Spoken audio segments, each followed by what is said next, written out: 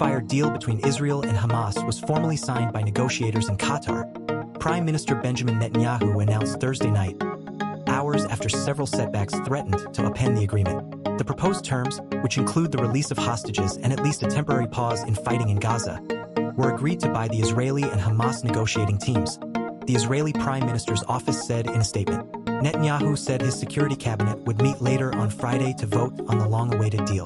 The full cabinet must then approve the agreement, though they aren't expected to convene until Saturday night, a Netanyahu spokesperson told the Times of Israel. The Saturday vote could delay the start of the ceasefire to Monday, a day later than originally expected, according to the report. The expected 42-day peace deal had hit a few snags Thursday over government infighting and Hamas' alleged last-minute blackmail attempt, leading Netanyahu to delay the cabinet vote.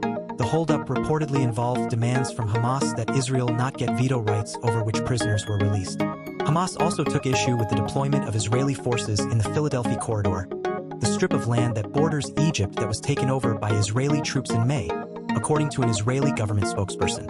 Internal strife included Israeli National Security Minister Ben-Gvir threatening that his far-right party would resign from Netanyahu's government if the current ceasefire deal went through. The bloody war between the two sides erupted after the October 7, 2023 terror attack in Israel, where Hamas terrorists killed 1,200 people and took 250 hostages back to Gaza. About 100 hostages are estimated to still be trapped in Gaza, though at least a third of them are believed to be dead. Israeli hostages would be swapped for a larger number of Palestinians imprisoned by Israel, according to the agreement. The ceasefire deal has 3 phases, with 33 hostages to be released over a 6-week period of peace during the initial stage. 3 hostages were initially set to be let go on Sunday, which is when the ceasefire was expected to begin. If the two sides reach a second phase agreement, the rest of the hostages would be freed and Israel would completely withdraw from Gaza.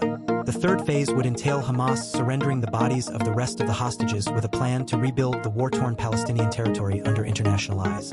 President-elect Donald Trump, whose team was instrumental in getting a deal reached, said during a podcast interview with conservative media figure Dan Bongino that the ceasefire deal better be finalized before he is sworn into office on Monday. He also took credit for his role in the deal.